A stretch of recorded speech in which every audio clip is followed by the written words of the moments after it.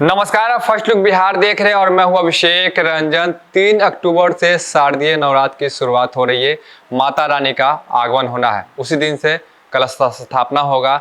ऐसे में आज बातचीत करेंगे आचार्य डॉक्टर रंजीत नारायण तिवारी जी से। इनसे जानेंगे कि इस बार माता रानी किस पर सवार होकर आ रही है और जिस प्रकार से उनको पूजा पाठ करना है, क्या नियम और क्या विधि है।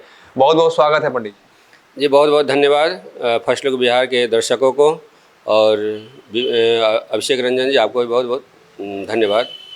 जानेंगे पंडित जी, इस बार खास करके माता रानी इस बार किस पर सवार होकर आ रही है। देखिए, इस वर्ष माता जगदम्बा जो हैं डोली से आ रही हैं।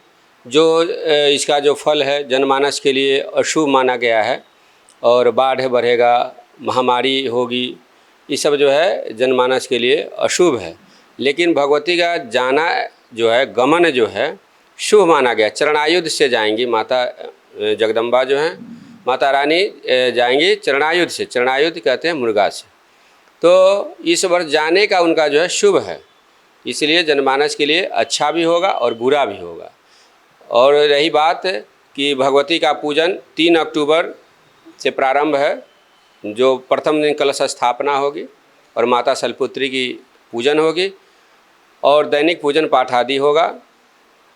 और 4 तारीख को ब्रह्मचारिणी की पूजन किया जाएगा और 5 तारीख को चंद्रघंटा की पूजा होगी और 6 अक्टूबर को कुष्मांडा देवी की पूजन होगी और 7 अक्टूबर को स्कंद माता का पूजन होगा और 8 अक्टूबर को स्कंद माता और कात्यायनी दोनों माताएं का पूजन होगी। 9 अक्टूबर को षष्ठी उपरांत सप्तमी है, तो उस दिन माता कात्यायनी की भी पूजन होगा और उसी दिन बेल निमंत्रण का कार्यक्रम होगा, जो मंदिर से भव्य शोभा यात्रा के रूप में बेल निमंत्रण के लिए निकाला जाता है, जिसमें गाजा बाजा के साथ जाते हैं लोग।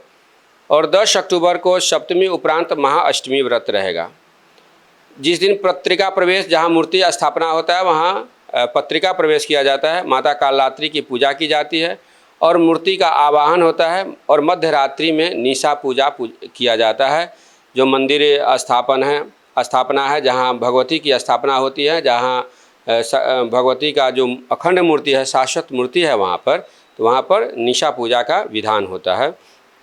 और 11 तारीख को अष्टमी उपरांत महानवमी है, तो उसी दिन हवन होगा और 12 तारीख को विजयादशमी मनाया जाएगा, दशहरा, जिस दिन अपराजिता पूजा और समी पूजन और जयंती धारण, नीलकंठ दर्शन किया जाता है। तो इसी तरह का जो है इस वर्ष जो है नवरात्र का कार्यक्रम है और भगवती का आगमन डोली से और गमन चरणायुध से, यही है इस वर्ष का। ये जानना चाहेंगे पंडित जी, आखिर में ऐसा क्यों हो जाता है कि माता रानी डोली से आती है? आखिर कौन ऐसा तिथि पड़ जाता है, क्या कारण होता है? तिथि से नहीं होता है, इसका जो है दिन से माना गया है। और यह जो है डोली से भी आ सकती हैं माता, नाव से भी आती हैं और गज यानी हाथी से भी आती हैं माता। तो माता का जो है आगमन और गमन यह जो है दिन से निर्धारित किया जाता है, न कि तिथि से निर्धारित किया जाता है। और गमन भी विजयादशमी से निर्धारित किया जाता है इसमें, कि जिस दिन विजयादशमी हो और उसी दिन को देखा जाता है। उसका श्लोक है, जिस श्लोक के माध्यम से उसको जाना जाता है कि माता चरणायुध से जाएंगी कि नौका से जाएंगी कि अश्व से जाएंगी, इस तरह की है। अच्छा, जिस प्रकार से माता रानी आ रही है इसमें डोली से, इसमें देश और दुनिया पे क्या असर पड़ने जा रहा है? ये जो है जनमानस के लिए जो है बाढ़ का संकेत है, वर्षा का संकेत है, महामारी का संकेत है। इस तरह के जो है शास्त्रों ने जो है निर्धारित किया है और शास्त्र के अनुसार शास्त्र का मत है, इसलिए जो है जनमानस के लिए थोड़ा सा अशुभ भी है और शुभ भी है। बहुत सारे लोग ऐसे होते हैं, जैसे आम लोग, जिनको माता रानी के 9 दिन तो नवरात्रा होता है, सभी लोग जानते हैं, लेकिन बहुत लोग ऐसे होते हैं उनको नहीं पता होता कि 9 दिन हम किस किस रूप में कैसे पूजा करें। तो माता, अगर खास करके बात करेंगे प्रथम दिन की शैलपुत्री की पूजा करें, उनके लिए क्या कुछ विधान होगा, फिर द्वितीय दिन का क्या विधान होगा पंडित जी? देखिए, यह जो पूजन है माता जगदम्बा का, जो पूजन है 9 दिन आप अहर्निश पूजा किया जाए, दिवारात्रौ। यह दुर्गा सप्तशती में आया है कि दिवारात्रौ माता जगदम्बा की पूजा की जा सकती है, दिन रात किया जा सकता है। और अगर आपको कुछ भी नहीं आता है तो केवल सिद्ध कुंजिका स्तोत्र का पाठ करते हैं तो उससे आपके संपूर्ण दुर्गा सप्तशती का पाठ का फल प्राप्त होता है। यदि 32 नाम करते हैं, अगर वह भी नहीं आता है, अगर आप ओम ऐं ह्रीं क्लीं चामुंडाय विच्चय जो बीज मंत्र है, इसका जो है जप करते हैं तो इसका भी बहुत बड़ा फल प्राप्त होता है। यह पूजन में सबसे बड़ी चीज़ होती है कि पवित्रता और शुद्धता और शुचिता और व्रत आप रख रहे हैं तो व्रत में जो है आपको उपवास रह करके और पवित्रता के साथ व्रत करिए। और माता जगदम्बा का यह एक श्लोक है माता जगदम्बा का कि मत्समः पातकी नास्ति पापघ्नि त्वत्समान ही, कि यदि आपके समान कोई पापी नहीं है और माता जो हैं जगदम्बा पापघ्नि है, जो पाप को शमन करती, पाप को और आपके जो दुर्विकार है आपके अंदर, जो दुर्मति है, जो दुर्विचार है, उसका नाश करती हैं, वही तो माँ है जगदम्बा, उन्हीं की तो उपासना है।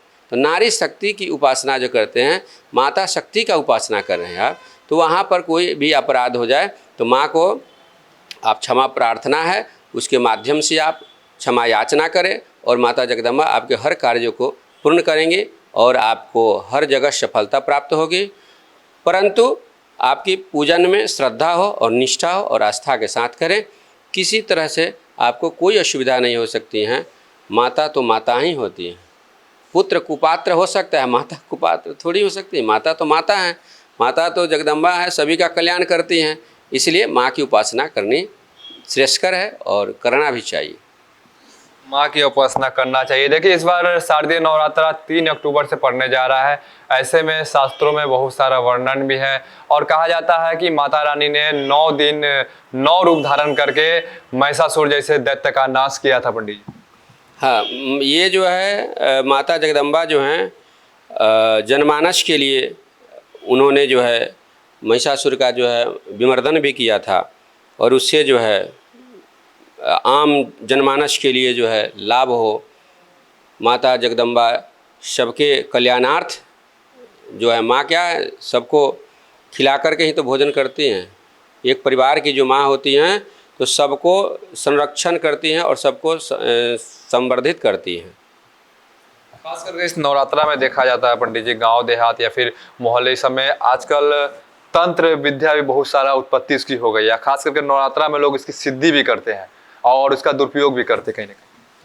देखिए, साधना करना अच्छा चीज़ है, लेकिन उसकी जो है साधना करिए, लेकिन गलत साधना नहीं करिए। अपने गुरु के सानिध्य में करिए और जो आपके गुरु हैं, जो आपके विद्वान हैं, उनके सानिध्य में करिए। और कोई भी साधना उपासना गलत नहीं होता है, उसका प्रयोग गलत होना नहीं चाहिए। प्रयोग अच्छा होना चाहिए और उसका सदुपयोग होना चाहिए, न कि दुरुपयोग होना चाहिए। शक्ति जो है दूसरे को परेशान करने के लिए नहीं होता है। शक्ति जो है दूसरे को कल्याणार्थ होता है। इसलिए शक्ति का दुरुपयोग नहीं होना चाहिए। जो लोग करते हैं उन लोगों के क्या कुछ? ये जो लोग करते हैं गलत प्रयोग नहीं करें, नहीं तो गलत प्रयोग से जो है गलत ही उसका फल होता है। इसलिए गलत कभी नहीं करें और अच्छा करें। जो लोग प्रथम बार कलश स्थापना करना चाहते हैं, जिसका अब तक वो उन्होंने माता रानी की मतलब कि पूजा अर्चना तो लगातार वो करते रहे, घर में कलश स्थापना नहीं कर पाए, उन लोग के लिए क्या कुछ विधि है? देखिए, प्रथम वर्ष जो है अगर कलश स्थापना करते हैं तो प्रथम जो है शुद्ध मिट्टी लाएं और मिट्टी ला करके जो है जौ लाएं और जौ में बालू और मिट्टी मिला करके जो है, अगर नहीं कुछ आता है तो आप जयंती मंगला काली भद्रकाली कपालिनी दुर्गा क्षमा शिवाधात्री स्वाहा स्वधा नमस्तुते, इस मंत्र का उच्चारण करते हुए और इस जय को गिराएं और उस पर कलश स्थापना करें। और कलश स्थापना करके माता जगदम्बा का ध्यान करते हुए खड्गम चक्र गदेषु चाप परिघां शूलं भुसुंडिं शिरः शंखं समददतिं करस्त्रिनयनां सर्वांगभूषावृतां नीलास्मद्युतिमास्यपाददशिकां सेवे महाकालिकां यामस्तत्स्वपिते हरो कमलजो हंतुम मधुम कैटभम। यह ध्यान करके और माता जगदम्बा का वहाँ पर पुष्प चढ़ावें, कलश रखें, कलश पे नारियल रखें, आम्रपल्लव कलश में रख करके आच्छादित करें और माता जगदम्बा का ध्यान करके पूजन करें और सर्वमंगल मांगल्य शिवे सर्वार्थ साधिके शरणे त्र्यंबके गौरी नारायणी नमोस्तुते। देखिए दुर्गा सप्तशती के 700 श्लोक हैं और 700 श्लोक कहीं ना कहीं सभी सिद्ध हैं। किसी भी मंत्र से भाव से आप करते हैं तो वह कल्याणार्थ ही हैं। और माता जगदम्बा का उपासना आप कलश स्थापन करके रखिए या एक तस्वीर बना रखिए या फोटो रखिए या मूर्ति हो, भाव मिक्षन्ति देवता, भाव से पूजन किया जाता है। स्वरूप जो है एक जो है अपनी आस्था को लाने के लिए वहाँ पर स्थापना किया जाता है, तो स्वरूप माता का रख करके ही पूजन करना चाहिए। और फोटो हो, तस्वीर हो या कलश स्थापना हो तो कलश स्थापन करके पूजन करें। खास करके इस 9 दिन में माता को 9 रूप में पूजा जाता है, तो माँ को क्या प्रसाद भोग अर्पित करे और क्या क्या चढ़ाए माँ को? देखिए सभी मनोकामनाएं पूर्ण होती हैं और माँ को किस दिन किस वस्तु का भोग लगाएं तो इसका बहुत विधान है और बहुत छोटा विधान है और इस विधान से आप भोग लगा सकते हैं माता को। तो माँ शैलपुत्री को प्रथम दिन जो है गाय का घी भोग लगाएं, एक पात्र में रखकर गाय का घी रखें। और दूसरे दिन जो है माता ब्रह्मचारिणी को मिश्री का भोग लगाएं और माता चंद्रघंटा को दूध का भोग लगाएं और माता कुष्मांडा को मालपुआ का भोग लगाएं और स्कंद माता को केला का भोग लगाएं और माँ कात्यायनी को शहद का भोग लगाएं और माँ कालरात्रि को गुड़ का भोग लगाएं और महागौरी को नारियल का भोग लगाएं और माता सिद्धिदात्री को हलवा और पूरी का भोग लगावें। और इस भोग लगाने से सभी मनोकामनाएं पूर्ण होती हैं और यह जो है विशिष्ट भगवती का जो यह महाप्रसाद है। बिल्कुल। तो देखिए कि नवरात्र जो है 3 अक्टूबर से शुरू होने जा रहा है। ऐसे में हमारे साथ बातचीत कर रहे थे आचार्य डॉक्टर रंजीत नारायण तिवारी, जो खास करके विस्तार से बता रहे थे कि इस नवरात्र में क्या क्या करना है और क्या क्या नहीं करना है। इसके साथ साथ माता रानी को किस दिन क्या भोग लगाए और इससे मनोकामना पूर्ण होती है, इसके बारे में जानकारी दे रहे थे। और माता की पूजा किस प्रकार से करें, कैसे कलश स्थापना करें, इन सभी चीज़ की जानकारी डॉक्टर रंजीत नारायण तिवारी दे रहे थे। इसी प्रकार की तमाम खबरों के लिए बने रहिए फर्स्ट लुक बिहार के साथ।